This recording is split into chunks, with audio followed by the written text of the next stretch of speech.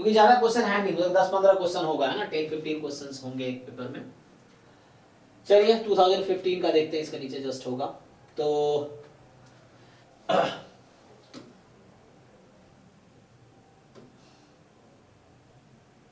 ये क्या शिफ्ट 2 14 में 2 पेपर हुआ था क्या, पता नहीं ये किस ईयर का है।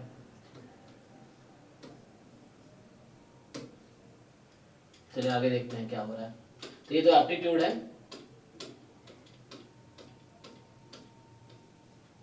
तो 10 क्वेश्चंस आपके एप्टीट्यूड के हैं। ये भी 15 का ही होगा जहां तक लग रहा मुझे। तो ये तो लीनियर ट्रांसफॉर्मेशन है, सिलेबस में है नहीं हमारे, तो ऐसे देखिए जो सिलेबस का होगा ये देख सकते हैं। ये बोल रहा है कि M be a 3x3 matrix, suppose that 1 2 3 are eigenvalues of M। तो M की आइगन वैल्यू है 1 2 3।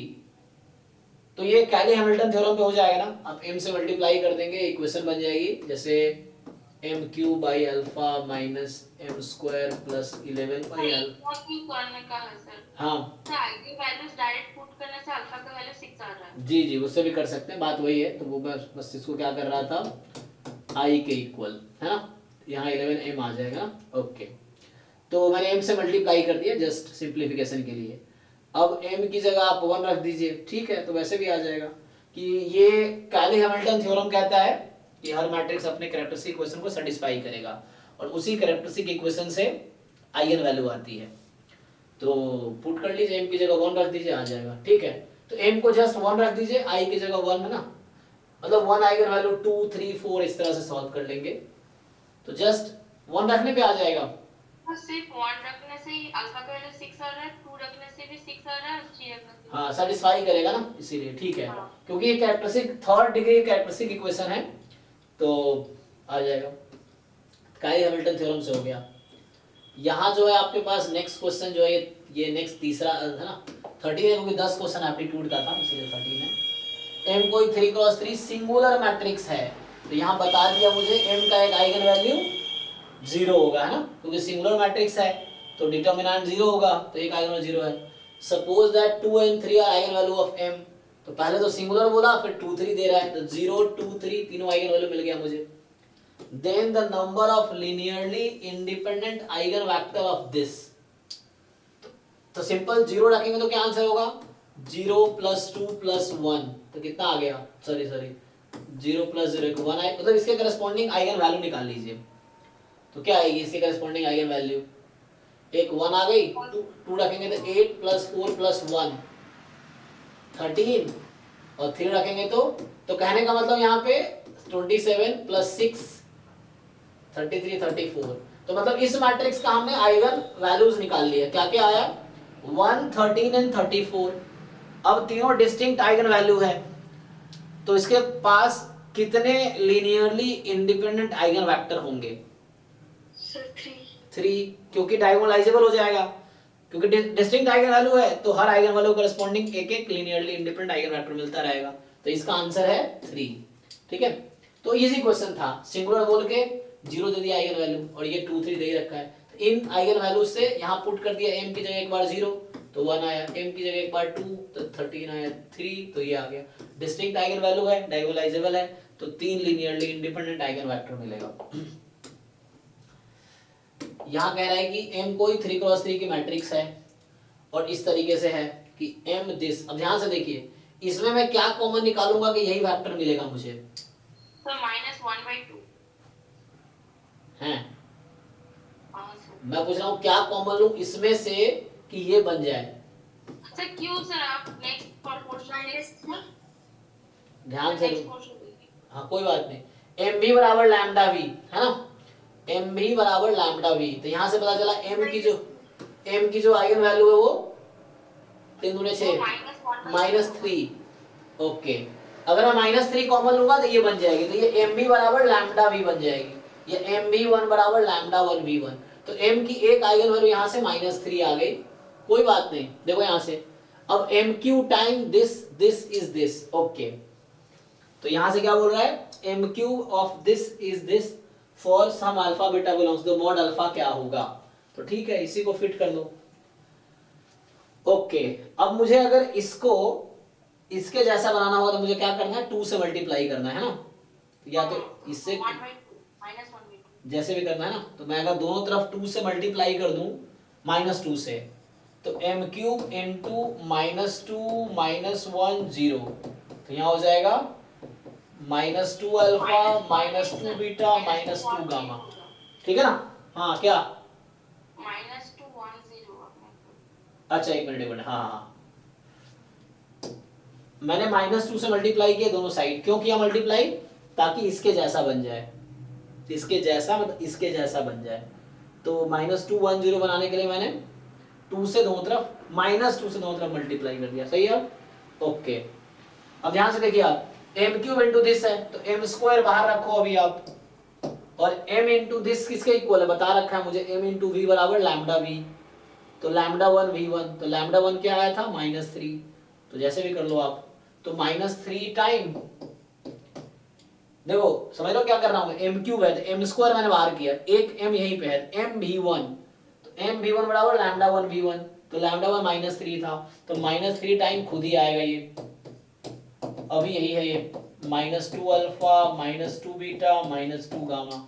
अब फिर से -3 बाहर कर दो, एक m को फिर यहाँ शिफ्ट करो, तो -3, एक m यहाँ रखो, एक m को इसके साथ ले आओ, फिर m v1 तो बराबर लैम्डा 1 v1 मतलब -3 v1, एक है ना -3 v1, तो फिर एक क्यूब हो जाएगा फिर। जी जी जी, तो उस तरीके से बनता रहेगा, तो ये चलने दो इसको, है ना, -2 अल्फा -2 बीटा -2 गामा।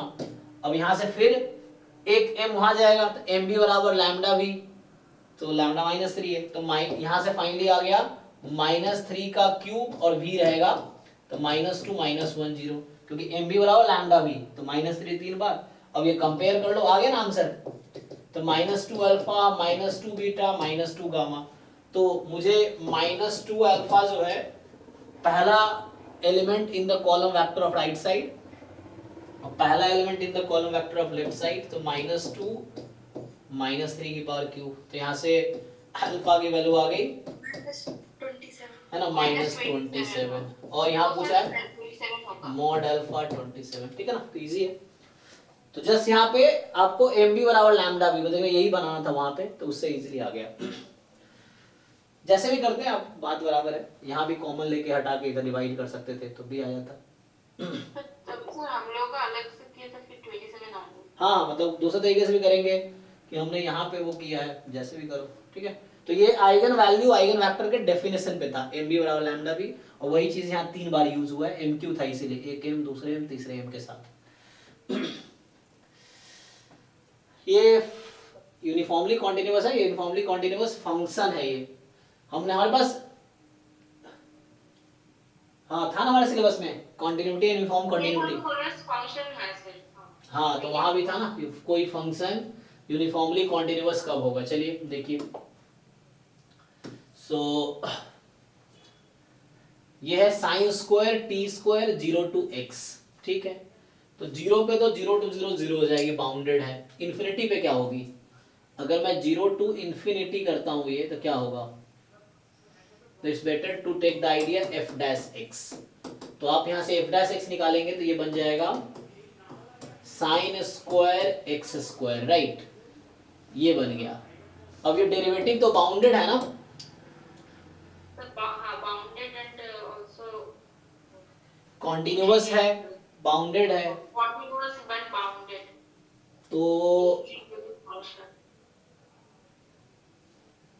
सो हमारा कोई इंटरवल के एंड पॉइंट पे कॉन्टिन्यूअस और बाउंडेड होगा, तो ये है ना कॉन्टिन्यूअस ऑन क्लोज इंटरवल, तो ठीक है। सर यूनिफॉर्मली कॉन्टिन्यूअस और 0 1 होगा क्योंकि बाउंडेड है, 0 1 बट नॉट 0 to इंफिनिटी होगा क्योंकि इंफिनिटी अनबाउंडेड, तो इंफिनिटी पे लिमिट एग्जिस्ट नहीं करेगी, दिक्कत ये है। तो यहाँ पे अगर आप लिमिट देखेंगे, क्योंकि ये कंडीशन था कि जैसे 0 1 है, तो 0 और 1 पे इजीली लिमिट एग्जिस्ट करेगी, एफ डैश का भी एफ एक्स का भी, है ना, एफ एक्स का भी, कोई एफ 0 to 1 करे कोई फाइनाइट नंबर आएगा। और मेनली प्रॉब्लम है इन्फिनिटी पे, अगर हम देखेंगे तो limit x tends to infinity, है ना, f डैश x, क्या ये डेरिवेटिव बाउंडेड होगा फंक्शन का इस पे, तो ये साइन स्क्वायर प्लस इन्फिनिटी है, मतलब ये एग्जिस्ट नहीं कर रहा है। अगर किसी फंक्शन का डेरिवेटिव एग्जिस्ट करता है एंड पॉइंट पे तो यूनिफॉर्मली कॉन्टिन्यूअस होगा ही। तो इसीलिए मुझे लग रहा है कि इसमें आंसर में क्या दे रखा है, ओनली 0 1। आंसर 3 दिया है। अच्छा ये देख यहाँ दिख रहा है ओनली सी ऑप्शन ना। ओके तो यहाँ पे लिमिट एग्जिस्ट तो नहीं कर रही बट ये है कि बाउंडेड होगी, है ना। यहाँ पे जो आपके पास है थ्योरम मैच नहीं कर रहा सी से। थ्योरम क्या था? थ्योरम था कि ये डिफरेंशिएबल एंड बाउंडेड होगा। तो है तो साइन बाउंडेड है, लिमिट एग्जिस्ट नहीं बट बाउंडेड तो है ही डेरिवेटिव इसका। थ्योरम का क्या स्टेटमेंट है?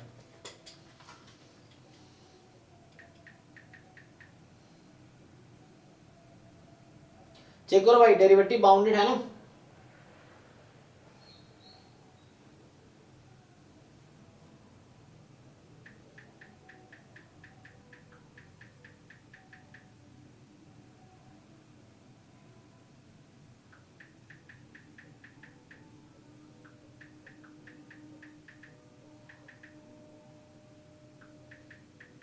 देखो ये थ्योरम ये था कि इसका डेरिवेटिव बाउंडेड तो है, ये अलग बात है लिमिट एग्जिस्ट नहीं करना, बट जो भी होगा ये लेस देन इक्वल टू 1 ही तो होगा। ये कह रहा है continuous function uniformly continuous if and only if, यहाँ पे इसमें जो होगा कंडीशन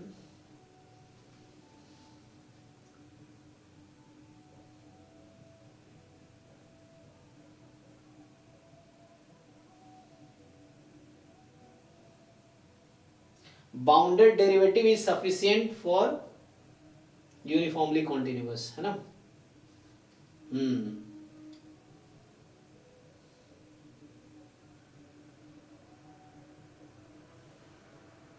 ये डेरिवेटिव बाउंडेड इसलिए ये हो जाएगा मुझे लगता है, ठीक है। और इसमें क्या होगा, a bounded derivative is sufficient condition for uniform continuity. अगर कोई ऐसा फंक्शन है इसका डेरिवेटिव बाउंडेड है तो वो पक्का यूनिफॉर्मली कॉन्टिन्यूअस होगा, ये थ्योरम है, ठीक है ना। तो हो तो रहा है। तो यहाँ पे मैंने f' निकाला, ये sin स्क्वायर x स्क्वायर है, तो क्या लग रहा है sin स्क्वायर क्या कभी इन्फिनिटी आंसर देगा? sin स्क्वायर का रेंज तो -1 से 1 के बीच में, अच्छा स्क्वायर है, तो this will belong to 0 to 1।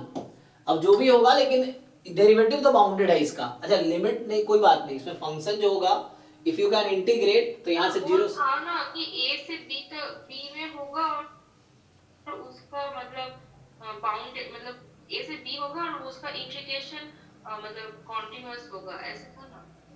क्या है देख के बताओ ना, आपके पास नोट्स होगा बुक्स होगा, देख के एग्जैक्ट बताओ ना। Notes Sir, a continuous function is uniformly continuous if its derivative is bounded. Bounded है ना, तो सिंपल है। इसका डेरिवेटिव निकाला मैंने, डेरिवेटिव बाउंडेड है, चाहे x कुछ भी हो जाए तो ठीक है, इसके लिए दोनों सही है। तो x कुछ भी हो जाए डेरिवेटिव तो बाउंडेड ही रहेगा, तो हमें कोई दिक्कत नहीं है, सिंपल थ्योरम है ना। जब कोई भी लॉजिक से बताओ, यहाँ भी थ्योरम वही है कि bounded derivative is a sufficient condition for uniform continuity. अगर किसी फंक्शन का डेरिवेटिव बाउंडेड है तो it is always uniformly continuous, हो गया। तो इसका डेरिवेटिव निकाला हमने sin square x square, this is a bounded function. Bounded क्या होता है, इसका अपर और लोअर बाउंड एग्जिस्ट करता हो, तो इसका अपर बाउंड 1 है, लोअर बाउंड 0 है, that is bounded function and that's this is uniformly continuous on both, ठीक है ना। तो काफी है थ्योरम से। ये देखिए ये पावर सीरीज। अच्छा अभी हम कर रहे थे जैसे n ऑड n इवन, वैसे ही क्वेश्चन फिर आया जो वहां पे 2n के लिए था, तो इवन के लिए an था और ऑड के लिए 0 था, जो मैंने पहला क्वेश्चन सॉल्व किया आज। तो वैसे यहाँ फिर से है कि ये an z की पावर n है, लेकिन वहां क्या था z की पावर 2n बना रखा था, तो हमें z की पावर n बनाना पड़ा। यहाँ पे ऐसा बनाना नहीं पड़ेगा, तो यहाँ डायरेक्टली हम an के साथ काम कर सकते हैं।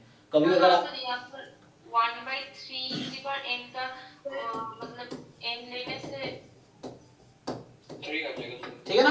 तो लेमसुप लेंगे, आप लेमसुप लेंगे तो यहाँ पे जब आप लेमसुप लेंगे an की पावर 1/n, तो हमें क्या करना है, फिर से वही चीज जो मैंने बताया उस समय आपको कि एक बार इस पे लिमिट लगाएंगे तो एक 1/3 आएगी, कब, जब n इवन है, 1/5 आएगी जब n ऑड है। अब यहाँ लिमसुप होता है सुपीरियर, तो मतलब जो लार्जर वाली है वो हम कंसीडर करेंगे, तो 1/5 1/3 में 1/3 लार्जर है, तो 1/3 आंसर आएगा। सो 1/r इज इक्वल टू 1/3, तो r बराबर 3। अब इसका आंसर की चेक कीजिए तो 3 होगा ठीक है, तो इस तरह से आ जाएगा। तो 1/r लिख रहे हैं तो लिमिट सुपीरियर लिख रहे हैं हम लोग, ठीक है, लिमिट सुपीरियर ऑफ an की पावर 1/n। अब ये दोनों में ये एक सब सीक्वेंस है, दूसरा सब सीक्वेंस है, तो जिस सब सीक्वेंस की लार्जर लिमिट है वो हमारा लिमिट सुपीरियर होगा, जिस सब सीक्वेंस की छोटी लिमिट है वो लिमिट इंफीरियर होगी, तो उससे आ जाएगा। तो r इज 3 आंसर होगा इसका। ये कॉम्प्लेक्स इंटीग्रेशन है, ये हम कर सकते हैं। तो हमारे लिए देखिए यहाँ पे बता रखा है इन्होंने कि x जो है बाइनोमियल है, x इज बाइनोमियल 5,1/2। जैसे यहाँ देखिए b5 1/2 लिखा था, आपको लग रहा हो कैसे पता चला बाइनोमियल या बीटा नहीं है, तो ये फर्स्ट पेज पे बता रखा है। आपको जब कंफ्यूजन हो तो आप जाना पहले पेज पे, नोटेशन लिख रखा है, वहां उन्होंने बता रखा है कि जब मैं ऐसा लिखूं तो इसका मतलब ये बाइनोमियल है वहां, तो इसलिए तो ये बाइनोमियल है और y जो है यूनिफॉर्म 0 1 है। तो ये कैलकुलेट कर लेंगे आप लोग, एक डिस्क्रीट है, एक कॉन्टिन्यूअस है। हाँ सर, हो जाएगा सर। तो इसमें सिंपली आपको सम का डिस्ट्रीब्यूशन नहीं निकालना, डायरेक्टली आप कैलकुलेट कर सकते हैं टोटल प्रोबेबिलिटी यूज करके, ठीक है। जैसे मैं एक हिंट देता हूं, जैसे पहला है कि x + y ≤ 2, तो x तो अब सम का डिस्ट्रीब्यूशन निकाल नहीं पाएंगे ना, क्योंकि एक तो डिस्क्रीट है, कॉन्टिन्यूअस है, लेकिन ये पता है मुझे कि x का सपोर्ट क्या है, 0 1 2 3 5 तक, 4 5, तो इस पे आप e1 e2 e3 e4 total probability लगा लेंगे हम लोग। तो यहाँ पे सिंपली क्या होगा, अब यहां से लिखेंगे क्या लिखेंगे, प्रोबेबिलिटी x = x इनटू क्या होगा, probability y P of capital Y less than equal to 2 - x and summation x कहां से कहां तक, 0 से लेके 5 तक, जो यहाँ पॉसिबिलिटी है। अब यहाँ देखिए, तो जब नेगेटिव हो जाएगा तो 0 हो जाएगी प्रोबेबिलिटी। फॉर एग्जांपल जैसे x को आप 3 ले लोगे, जब x को 2 लोगे तो y <0, तो प्रोबेबिलिटी 0 हो जाएगी।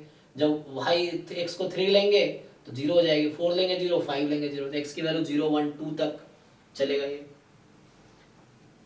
आ जाएगा। देखिए सही आ जाएगा।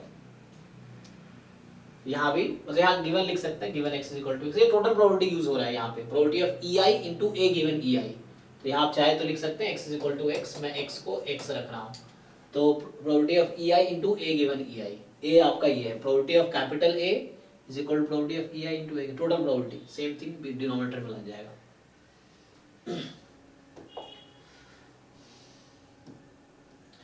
यहाँ ये तो कल भी एक क्वेश्चन था ना, हर साल एक क्वेश्चन ऐसा मिल जा रहा है जैम गेट में भी।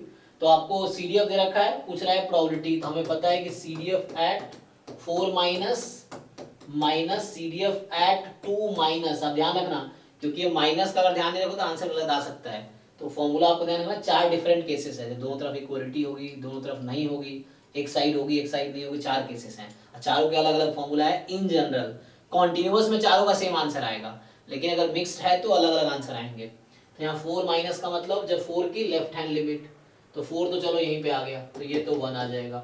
2 की लेफ्ट हैंड लिमिट यहाँ पे है, तो 3/5, तो ये 2/5 इस क्वेश्चन का आंसर होगा। आप चेक कर सकते हैं 0.40 होगा, है ना, तो ये आ जाएगा। तो how to find probability using CDF,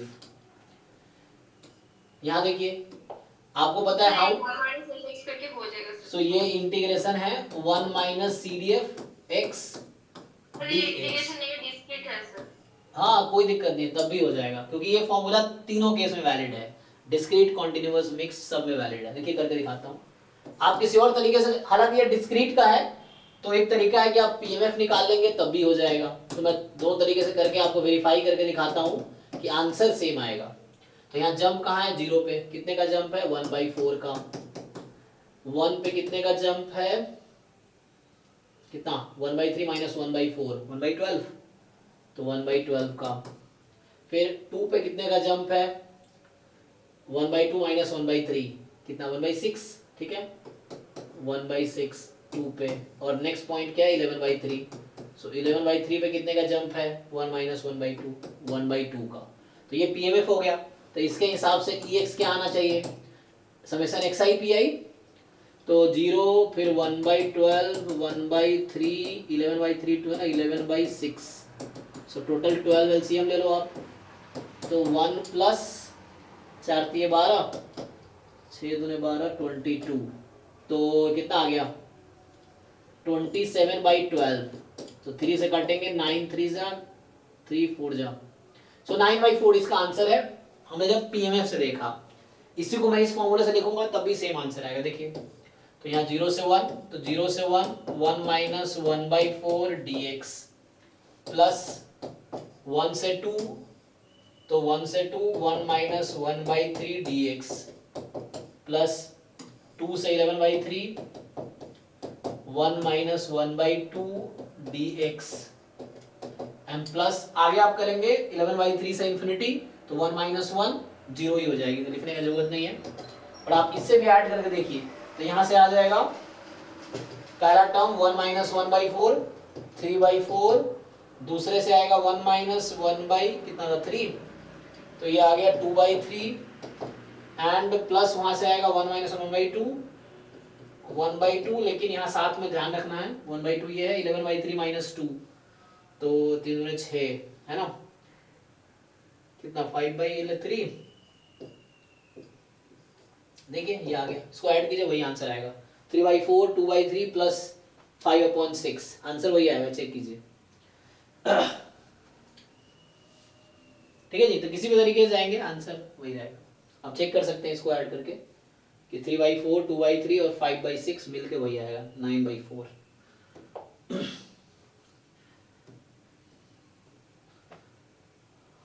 कह रहा है कि इन एन एक्सपेरिमेंट, अच्छा आंसर यहाँ दे रखा है ना, अच्छा इसमें आंसर तो लगा ही रखा है इन्होंने, अलग से नहीं, आंसर तो यहीं पे दे रखा है ना, हर क्वेश्चन में नीचे आंसर लिख रखा है इन्होंने 2.25 9/4 2.25 आएगा, ओके यहाँ भी समय लगा रखा है। So in an experiment a fair die is rolled until 2 6s are obtained in succession. तो एक एक्सपेरिमेंट को आप तब तक कर रहे हैं जब तक कि 2 6 ना आ जाए एक साथ। The probability that experiment will and in the 5th trial, ये कौन सा डिस्ट्रीब्यूशन है? Probability of RH, number of trial required to get the RH success, sir negative negative binomial, R की वैल्यू 2 है यहाँ पे, ठीक है ना, R है 2 सक्सेस चाहिए ना आपको, सक्सेस इज गेटिंग 6, सो एक डाई को तब तक रोल दो 2 6 ना आ जाए, तो R is 2 and 5th trial, तो प्रोबेबिलिटी x बराबर 5 पूछ रहा है आपसे, तो x का डिस्ट्रीब्यूशन है नेगेटिव बाइनोमियल R, P होता है ना, तो 2,1/6, सो x है नेगेटिव बाइनोमियल में 2 केसेस होते हैं, एक में आप नंबर ऑफ ट्रायल काउंट करते हैं, एक में नंबर ऑफ फेलियर काउंट करते हैं। तो यहाँ क्या जानना चाह रहा है ये कि the probability that the experiment will and the 5th trial, कई बार ऐसा होता है आफ्टर 5 फेलियर्स, तो फेलियर्स में अलग पीएमएफ होता है, वहां 0 से स्टार्ट होता है सपोर्ट, ट्रायल में सपोर्ट R से स्टार्ट होता है, तो यहाँ पे सपोर्ट स्टार्ट होगा 2 3 4 5 सो ऑन, तो यहाँ आपको x = 5 निकालना है, तो इसका पीएमएफ लिख लीजिए और आप देखिए नेगेटिव बाइनोमियल का पीएमएफ, नंबर ऑफ ट्रायल वाला केस देखिएगा और उसके तरह उसमें ना, और नेगेटिव बाइनोमियल का स्पेशल केस है ज्योमेट्रिक, जैसे बाइनोमियल का स्पेशल केस है बर्नौली, है ना, तो आ जाएगा इसका आंसर। ये क्वेश्चन देखिए, ये बोल रहा है कि x1 x2 x3 x4 x5 x6 be the observed value of a random sample of size 6, तो n 6 है यहाँ पे, from uniform theta -1 to theta +4, while theta is this is unknown, then MLE of theta क्या होगा? तो यहाँ से PMF निकाल, इजी है ना, PMF निकाल लीजिए, फिर PMF के बाद क्या आ जाएगा, Like ये आएगा सर मीन ऑफ मतलब theta at under mean of xi + 1 max of xi - so 1/3 की पावर यहाँ से आ जाएगी, नहीं 1/5 आएगा, 3 आएगा, 5 आएगा पीएमएफ ना, देखो 5 आएगा 3/n, तो ये लाइक्लीहुड फंक्शन ये है, और थीटा कहाँ बिलोंग करेगी, थीटा 0 से इंफिनिटी, नहीं x थीटा -1 से हाँ, थीटा +4, तो यहाँ से अब ब्रेक करना पड़ेगा, थीटा के लिए मुझे सोचना पड़ेगा, तो और यहाँ mean of xi + 1, so theta -1 less than equal to first order statistics, और यहाँ से आएगा theta +4 more than equal to nth order statistics, तो एक से आएगा theta less than equal to first order statistics +1, और यहाँ theta more than equal to nth order statistics -4, तो यहाँ आ गया nth ऑर्डर स्टैटिस्टिक्स -4 से फर्स्ट ऑर्डर स्टैटिस्टिक्स +1। ये हमारा लाइक्लीहुड फंक्शन है विथ इट्स डोमेन। अब यहाँ पे देखिए आप, तो n यहाँ पे 6 था ना, तो 6th ऑर्डर स्टैटिस्टिक्स -4 फिर फर्स्ट। अब आपको क्या बोल रहा है कि यहाँ एमएलई इनफाइनाइटली मेनी एमएलई हो सकता है, इस इंटरवल में जो भी नंबर आएगा वो सब एमएलई है, क्योंकि ये कांस्टेंट फंक्शन है। तो कांस्टेंट फंक्शन पूरे डोमेन में मैक्सिमम होता है। तो आपको क्या करना है, थीटा का रेंज निकालना है।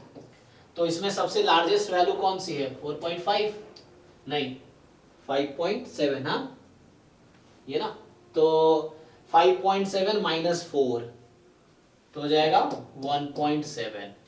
और सबसे छोटी वैल्यू कौन सी है इनमें से, 1.1, ये 1.1, तो 1.1 +1, अरे 2.4 ये ऐसे कैसे, हाँ ठीक है ओके, 1.7 से 2.1 सही है ना इंटरवल, तो 1.1 to 1 2 पॉइंट, यस।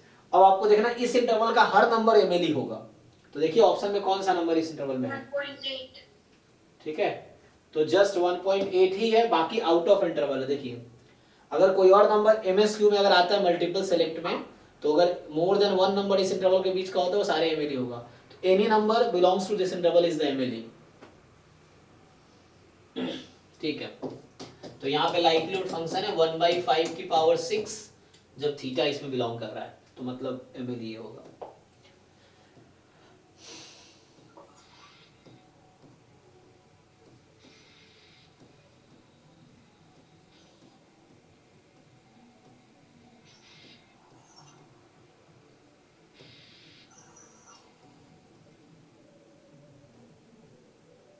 ठीक है, लग रहा है खत्म ही हो गया।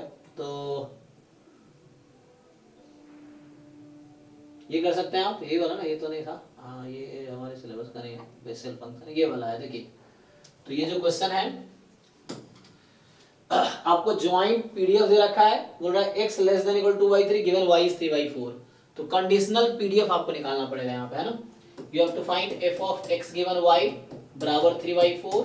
अगर आप ये निकाल लेंगे तो जस्ट आपको, हालांकि ये सीडीएफ है, सीडीएफ ऑफ ये निकालना पड़ेगा, फिर उसका ऊपर 2/3 पीडीएफ से सीडीएफ भी लगा सकते हैं आप, देख लीजिए ना, 2/3 गिवन y बराबर 3/4।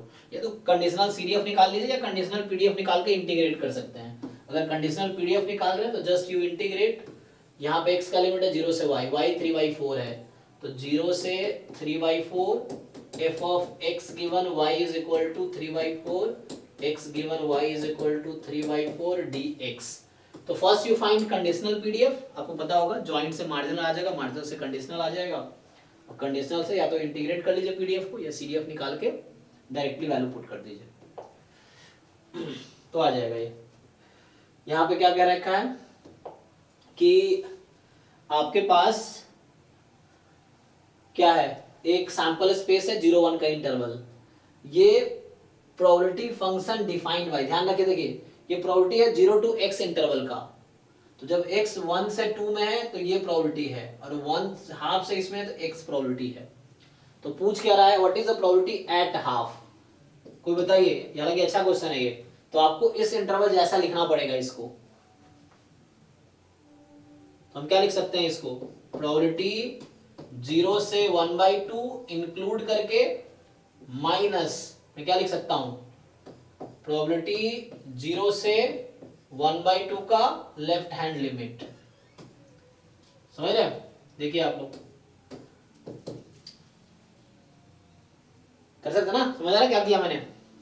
हाँ सर, 1/2 माइनस 1/4 किया, ठीक है ना, 0 से था तो 0 से 1/2 तक किया, फिर एक बार 1/2 तक गए, एक 1/2 के पीछे वाला नंबर लिया, तो जस्ट 1/2 को मुझे, आप लोग जानते होंगे ये मैंने ऐसा किया है, 1/2 को ऐसा लिख दिया, 0 से 1/2 क्लोज इंटरवल माइनस 0 से 1/2 ओपन इंटरवल, तो ये सिर्फ 1/2 बचेगा ना, तो वही किया मैंने यहाँ पे। बट इसके जैसा दिखे इसने यहाँ 1/2 माइनस लिखा है, इसका मतलब वही है जो मैंने लिखा है यहाँ पे 0 to 1/2 माइनस, इसका मतलब वही है 0 से 1/2 ओपन इंटरवल, यहाँ क्लोज है तो ये ओपन हो जाएगा। तो अब देख लीजिए, अब 0 से 1/2, तो 1/2 यहाँ इंक्लूडेड है, x मेरा एग्जैक्टली 1/2 है, तो आपको देखना है 1/2 कौन सा है, बताइए आप कौन सा यूज करेंगे, x/2 यूज करूँ या x यूज करूँ यहाँ पे, तो 1/4 होगा सर। कौन सा वाला यूज करेंगे यहाँ पे हम? सर यहाँ पर से x/2 यूज करेंगे और वो x में 1/2 x यूज होगा। आपको ध्यान देना पड़ेगा, ठीक है ना? यहाँ पे x एग्जैक्टली 1/2 है, yes. So when x is exactly 1/2, तो 1/2 कहाँ इंक्लूडेड है? यहाँ इंक्लूडेड है, तो मुझे x यूज करना पड़ेगा यहाँ पे। तो इसका आंसर 1/2 आएगा माइनस।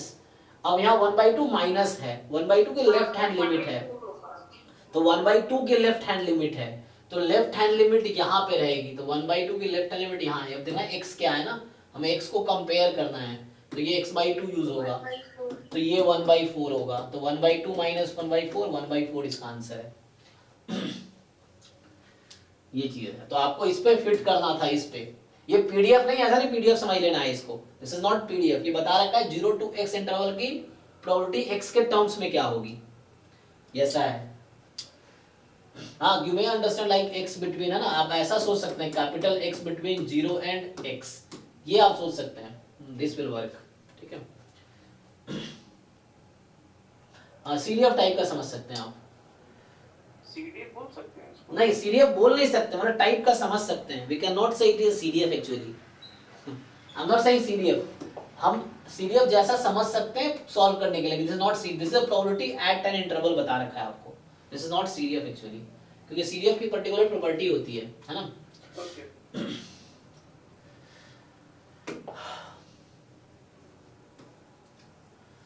सीडीएफ लिखने का थोड़ा तरीका होता है, यहाँ 0 होता व्हेन x लेस देन 0, 1 होता when x more than equal to 1, ऐसा होता, बट ऐसा बना नहीं रखा है। चल जाएगा राइट कंटीन्यूअस करके, तब चल जाएगा उस तरह से, तब सीडीएफ हो जाएगा। सीडीएफ लिखने का एक पर्टिकुलर वे है कि माइनस इन्फिनिटी पे 0 होना चाहिए, प्लस इन्फिनिटी पे 1 होना चाहिए, वैसा इसने डिफाइन नहीं किया है। तो चलिए ये क्वेश्चन देखिए आप, ये कह रहा है कि x1 x2 x3 be the IID random variable जिसका मीन 0 है और ex स्क्वायर ये है, तो मीन 0 है तो वेरिएंस भी, मतलब वेरिएंस ex स्क्वायर के इक्वल ही हो जाएगा, तो वेरिएंस 15/4 है। तो मुझे बता रखा है कि x1 का वेरिएंस इतना है और मीन 0 है। अब फाई एक फंक्शन है जो कि कंडीशनल एक्सपेक्टेशन के थ्रू डिफाइंड है, तो फाई टी, ये क्या पढ़ता है आप लोग, साई टी, साई फंक्शन अलग ही है, जैसे psi of t is equal to e of x1 square given x1 plus x2 plus x3 is equal to t। तो what they are asking, they are asking what is the expectation of psi this. तो मतलब क्या करना है यहाँ पे, actually x1 square is given this, तो you put x1 square as this,